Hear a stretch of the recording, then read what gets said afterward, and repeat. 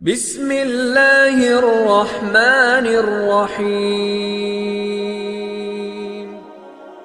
تو اللہ کریم نے بیان فرمایا ہے، اور پھر اللہ کی طرف سے ان لوگوں کو جو انعامات ملتے ہیں، جو اللہ تعالیٰ کی ان پر خصوصی عنایات ہوتی ہیں، اس کو بھی مالک کریم نے بیان فرمایا ہے۔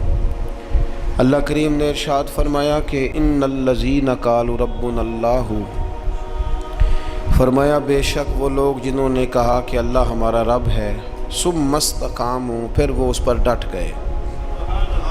ان الذین قالوا ربنا اللہ، بے شک وہ لوگ جنہوں نے کہا کہ اللہ ہمارا رب ہے، ثم استقاموا، پھر وہ اس پر ڈٹ گئے۔ مالک پھر انہیں کیا ملے گا؟ فرمایا فلا خوف علیہم ولا هم یحزنون، ان پر کوئی خوف نہیں اور وہ غمگین بھی نہیں ہوں گے۔ اللہ تعالیٰ ان کو عطا یہ فرمائے گا کہ ان کی زندگی سے ہر خوف، ہر غم، ہر حزن مالک کریم دور فرما دے گا۔ جنہوں نے کہا کہ اللہ ہمارا رب ہے اور پھر اس پر ڈٹ گئے۔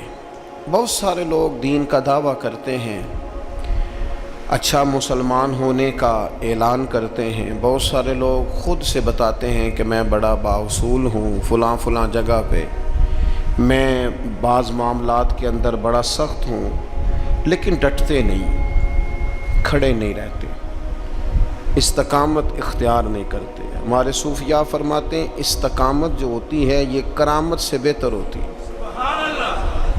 آپ کے اندر ڈٹ جانے کا مزاج ہو، آپ کی طبیعت کے اندر کسی جگہ کھڑے ہونے کا جذبہ ہو، آپ استقامت کے ساتھ کوئی کام کرنے کے عادی ہوں، یہ زیادہ ضروری ہوتا ہے۔ ہمارے ہاں کچی پکی سوچیں، 2-4 دن کسی کام کو کرنا ہے، پھر 2-4 دن کے بعد کوئی اور کریں گے۔ تو اپنی زندگی کے اندر استقامت پیدا کریں۔ استقامت سب سے بڑا فائدہ یہ کرتی ہے کہ خوف اور غم کو دور کر دیتی ہے۔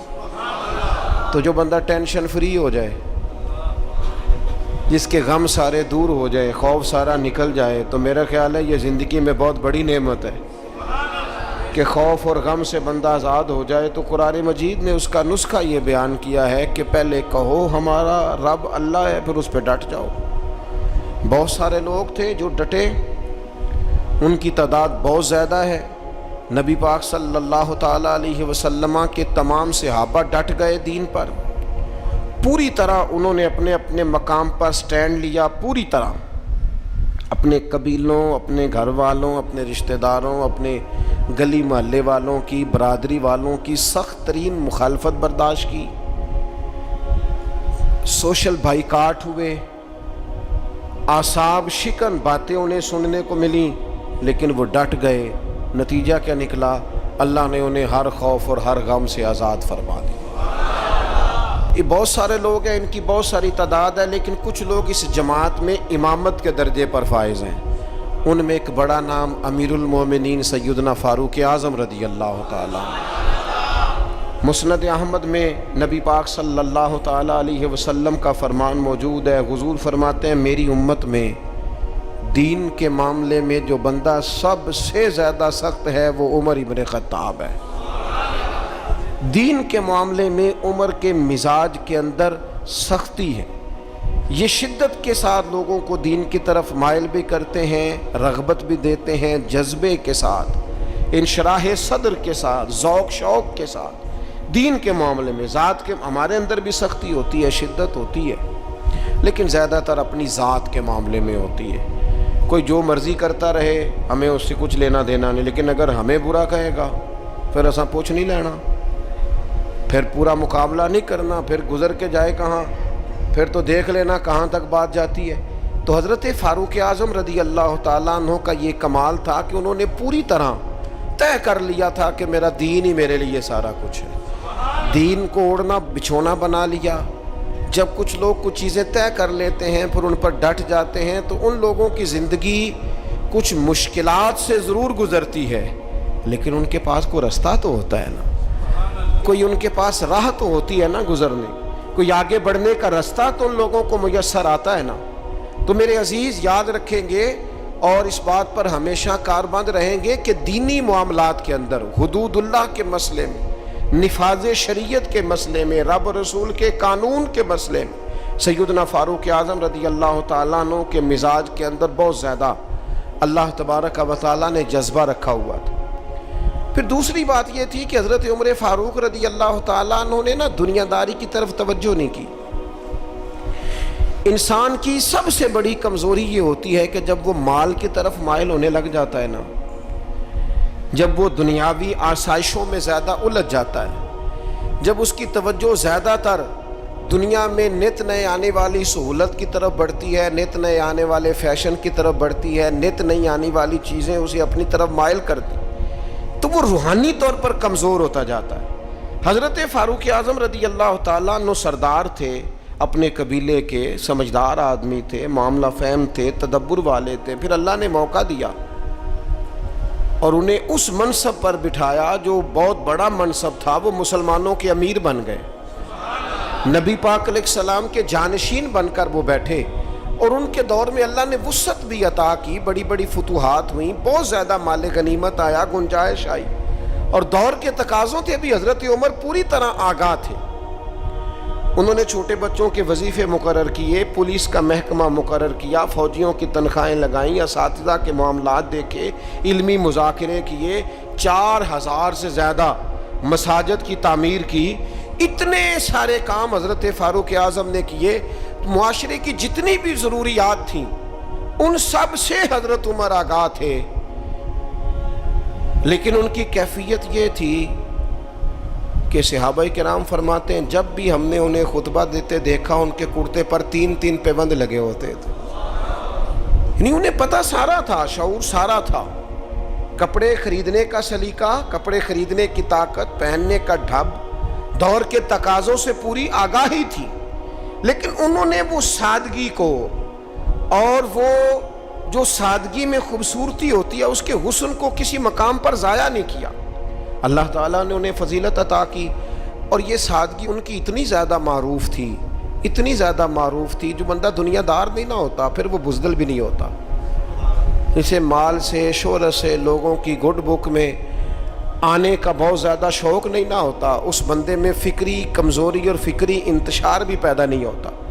حضرت سعد بن ابی وقاص رضی اللہ تعالیٰ عنہ فرمایا کرتے تھے کہ عمر فاروق نے کوئی زیادہ تقدیم نہیں کی ہم سے اسلام لانے میں، بہت سارے لوگ مقدم تھے، بہت سارے لوگ ان سے پہلے اسلام لائے، لیکن آپ فرماتے ہیں وہ آگے لوگوں سے کیوں نکل گئے، بہت سارے لوگوں سے زیادہ درجہ کیوں پا گئے؟ اس لیے پا گئے کہ انہوں نے دنیا داری کی طرف توجہ نہیں فرمائی، زیادہ مال کی طرف، دولت کی طرف۔ ہم دیکھتے ہیں کسی نہ کسی مقام پر آ کر لوگوں کی توجہ دولت اپنی طرف کر لیتی ہے، شہرت اپنی طرف کر لیتی ہے۔ نتیجہ کیا نکلتا ہے؟ نتیجہ یہ نکلتا ہے کہ انسان اگر مقاصد کے لیے نکلا ہوا ہوتا ہے اگر انسان کوئی بڑے کام کرنے کے لیے نکلا ہوتا ہے تو پھر اس کو تھوڑی سی دولت میں وہ چونکہ بند ہو جاتا ہے تو مقاصد حسنہ اس کے ضائع ہو جاتے ہیں۔ تو حضرت عمر فاروق کا پھر ایک اور بات میں نے دیکھی ہے، پروٹوکول لینا، شان بتانا، اور اپنے لیے مفت کا اعزاز مانگنا، یہ بہت سارے لوگوں کا وتیرہ بن گیا ہے۔ کسی نہ کسی سفارش کے روپ میں، کسی نہ کسی نام کے روپ میں، کسی نہ کسی تعارف کے رنگ میں کہتے ہیں مجھے ذرا تھوڑا سا لوگوں سے ہٹ کے پروٹوکول چاہیے، میں کوئی خاص پرسنالٹی ہوں۔ یہ اتنا بڑا نقص ہے معاشرے کا، اتنا بڑا نقص ہے کہ 2 4 5 لوگ بہت سارے لوگوں کو تکلیف میں مبتلا کر دیتے ہیں، بہت سارے لوگوں کو آزمائش میں ڈال دیتے ہیں۔ ایک آدمی روڈ پہ چڑھا ہوا ہے، وہ کیا ہے؟ وہ VIP ہے، لیکن اس کے نتیجے میں کتنے لوگوں کا سفر مشکل ہو گیا، کتنی ایمبولینس تھی جن کا گزرنا مشکل ہو گیا، کتنے لوگ تھے جو تکلیف اور اذیت میں آ گئے، لیکن اس کا پروٹوکول جاری ہے۔ اور پھر اعزازات، پھر بڑی بڑی باتیں۔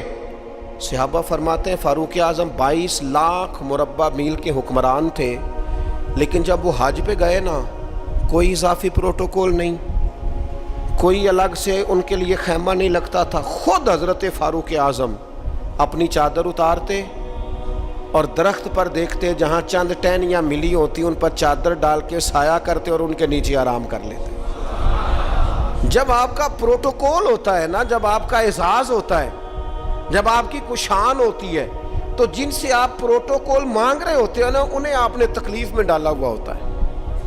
خوبصورتی انسان کی یہ ہے کہ وہ کسی پر بوجھ نہ بنے، تکلیف نہ کسی بندے کو اس کی وجہ سے ہو۔